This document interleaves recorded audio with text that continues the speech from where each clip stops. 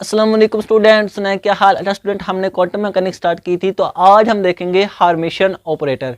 पीछे हमने commutation relation के ऊपर डिटेल से बात की थी कि दो ऑपरेटर का कम्यूटेशन रिलेशन क्या होता है, उनका जब आंसर कम्यूट आता है उनका क्या मीनिंग होता है, जब कम्यूट नहीं आता उसका फिजिकल मीनिंग क्या होता है, क्या क्या इन्फॉर्मेशन हमें मजीद ऑपरेटर को कम्यूट और अनकम्यूट करने से मिल सकती है। तो आज आप देखेंगे हार्मिशन ऑपरेटर। तो सबसे पहले हम देखेंगे कि हार्मिशन ऑपरेटर है क्या, इसकी कुछ प्रॉपर्टीज क्या है, और जब हम और हार्मिशन ऑपरेटर को हम कैसे फाइंड कर सकते हैं। अगर हमें पता लगाना हो कि ये वाला ऑपरेटर हार्मिशन है या नहीं, तो हम कैसे उसको पता कर सकेंगे, कैसे उसको फाइंड कर सकेंगे। तो इन तमाम क्वेश्चन के आंसर इंशाल्लाह आपको आखिर में मिल जाएंगे। मेरा नाम जाहिद इमरान और आपका चैनल फिजिक्स एकेडमी। तो चलें शुरू करते हैं हार्मिशन ऑपरेटर से। तो स्टूडेंट, हमारे पास हार्मिशन ऑपरेटर ऐसा ऑपरेटर होता है अगर हम उस ऑपरेटर की एवरेज वैल्यू लें, उस ऑपरेटर की एक्सपेक्टेशन वैल्यू लें, तो वो वाली जो एक्सपेक्टेशन वैल्यू है वो हमारे पास रियल आए, वो रियल है, उसमें कोई इमेजिनरी पार्ट ना हो, वो सारी की सारी रियल हो, वो अयोटा से पाक हो, उसमें सारे का सारा हिस्सा रियल नंबर का होना चाहिए। तो ऐसे ऑपरेटर को हम उठा के अलग कर देते हैं और उसका नाम हार्मिशन रख देते हैं। क्योंकि हमारे पास फिजिक्स में कई सारे ऑपरेटर हैं, position operator, momentum operator, kinetic energy operator, angular momentum operator, Hamiltonian operator, total energy operator, ढेर सारे ऑपरेटर हैं। तो हमने उनकी कैटेगरीज कर दी कि ऐसे ऑपरेटर जिनकी एक्सपेक्टेशन वैल्यू को अगर हम लें और वो रियल आए, उनकी उसका कुछ ना कुछ फिजिकल मीनिंग हो। जारी बात, अब इमेजिनी का तो कोई मीनिंग नहीं ना होगा, रियल उनकी वैल्यू है, उनका कोई ना कोई मीनिंग हो, तो उन ऑपरेटर को हमने साइड पे रख दिया और उनका नाम हमने हार्मिशन ऑपरेटर रख दिया। तो क्या इधर से हमें पता चला कि हार्मिशन ऑपरेटर क्या है, उनको हम और से रिप्रेजेंट कर सकते हैं। ये ऐसे हैं जिनकी जो एक्सपेक्टेशन वैल्यू है, जो इनकी एवरेज वैल्यू होती है, वो हमारे पास आए रियल वैल्यू होनी चाहिए, उसमें कोई भी इमेजिनरी पार्ट नहीं होना चाहिए, वो रियल वैल्यू हो, उसमें इमेजिनरी पार्ट बिल्कुल जीरो होना चाहिए। तो अब हम देखते हैं कि ऑपरेटर ये है, इसकी एवरेज वैल्यू क्या होती है। ये हमारे पास वेव फंक्शन हो गया,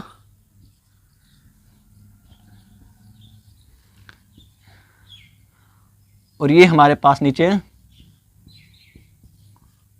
ये नीचे हमारे पास आ गया, दोनों साइड का हमारे पास आ गया इनका इनर प्रोडक्ट। अब अगली बात ये कि हमने ये तो ऑपरेटर की एवरेज वैल्यू आ गई, और ये क्या होनी चाहिए, रियल आनी चाहिए, इसमें इमेजिनरी पार्ट बिल्कुल भी नहीं होना चाहिए। पहली तो इसकी निशानी ये है, पहली तो इसकी पहचान जो हार्मिशन ऑपरेटर है इसकी ये है कि इसकी जो एवरेज वैल्यू है, जो एक्सपेक्टेशन वैल्यू है, वो रियल होनी चाहिए। अब दूसरी जो बात है, ये तो इनकी होगी पहली पहचान। अब बात करते हैं दूसरी पहचान के, जब भी हम इस ऑपरेटर को, हार्मिशन ऑपरेटर को किसी वेव फंक्शन के ऊपर अप्लाई करें तो हमें क्या मिलती है, आइगन वैल्यू। हमें पता कि जब भी किसी ऑपरेटर को किसी वेव फंक्शन के ऊपर अप्लाई करें तो हमें आइगन वैल्यू मिलती है, और साथ में वेव फंक्शन ऐसा, और इसको हम कहते हैं आइगन इक्वेशन। अब जब भी हार्मिशन ऑपरेटर किसी वेव फंक्शन के ऊपर अप्लाई होगा तो उसकी आइगन वैल्यू भी रियल आनी चाहिए, उसकी आइगन वैल्यू भी रियल आनी चाहिए। इसकी हमारे पास दूसरी निशानी होगी कि इसकी आइगन वैल्यू भी रियल आनी चाहिए, उसमें भी इमेजिनरी पार्ट नहीं होना चाहिए, उसकी भी कुछ ना कुछ फिजिकल मीनिंग होना चाहिए, वो हमें कुछ ना कुछ बताया। इसलिए तो हमने इसको कैटेगराइज, इसको हमने अलहदा किया, इसको हमने अलहदा एक इसका नाम रख दिया हार्मिशन ऑपरेटर, ताकि हमें पता चले कि कौन कौन से ऑपरेटर हार्मिशन है, कौन कौन से ऑपरेटर की आइगन वैल्यू रियल है, तो जो हमें मुकम्मल और कंप्लीट इंफॉर्मेशन दे सके। तो दूसरी इनकी निशानी क्या, कि जब ये ऑपरेटर किसी वेव फंक्शन के ऊपर अप्लाई हो तो जो आइगन वैल्यू मिलती है वो रियल होती है। अब अगली बात, तीसरी इनकी जो इंपॉर्टेंट निशानी है,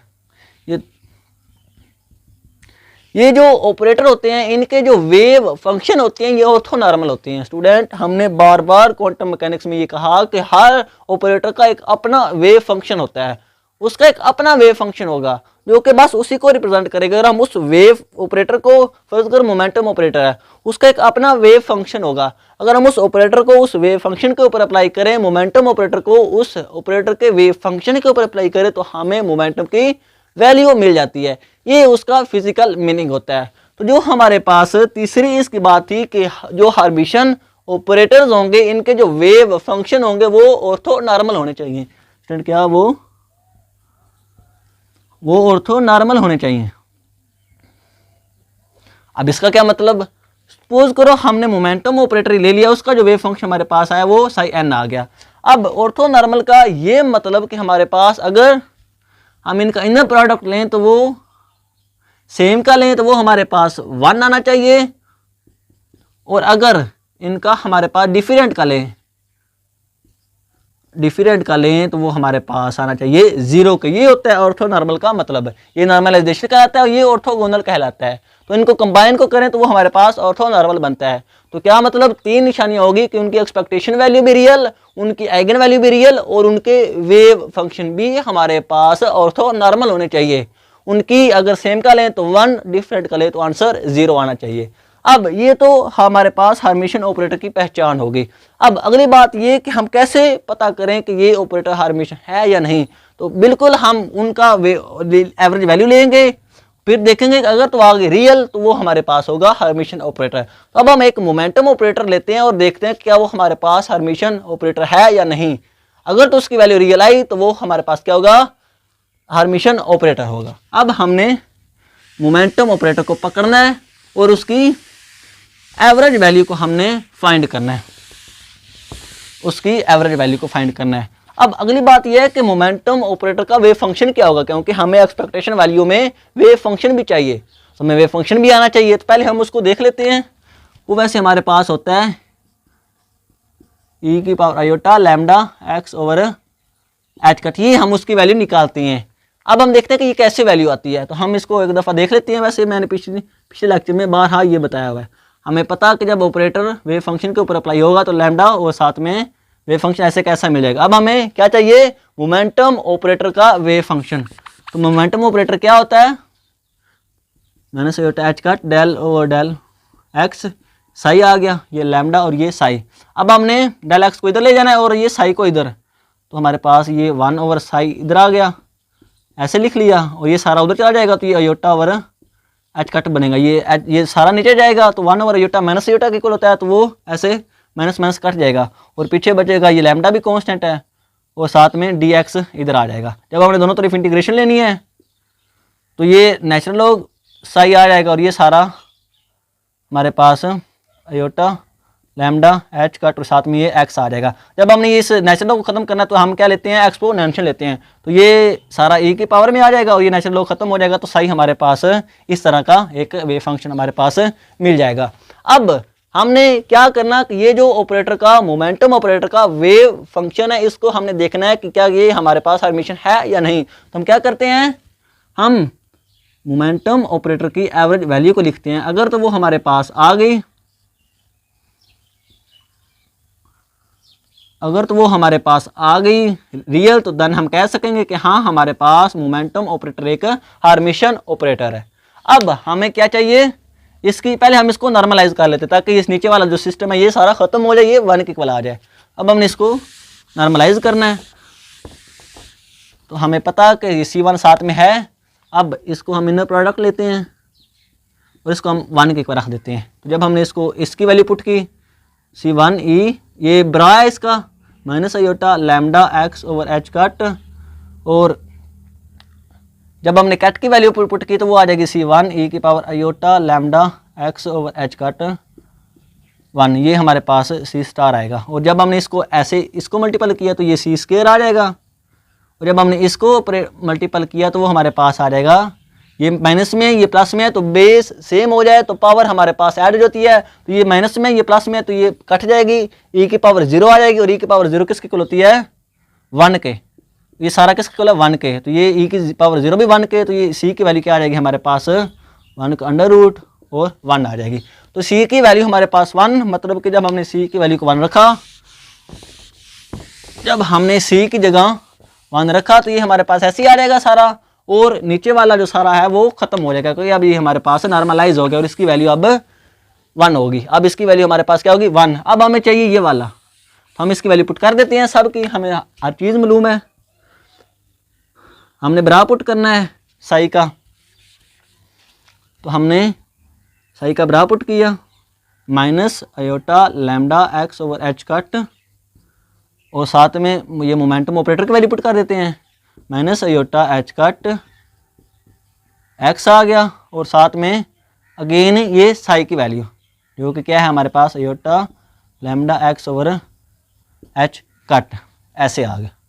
अब हमने इसको सोल्व करना है। सपोज कर लेते हैं कि हमारे पास ये जो लैम्डा है जो आइगन वैल्यू वो हमारे पास है 2h कट, इसको हम ऐसे सपोज कर लेते हैं 2h कट ये हमारे पास वैल्यू है, तो हमने वैल्यू पुट कर देते हैं इधर e की पावर माइनस आयोटा लैम्डा की जगह हमने क्या देखा कि उसकी वैल्यू क्या है 2h कट है, तो h कट हमारे पास इससे कट जाएगा तो ये पीछे बचेगा सिर्फ आयोटा 2x, ये ऐसे आ गया, ये minus iota h cut del over del x ऐसे लिख लिया और ये भी लैम्डा और h कट कटेंगे तो पीछे बचेगा आयोटा 2x क्योंकि h कट से कट जाएगा और जो 2 हमारे पास है वो ऐसे साथ में आ जाएगा।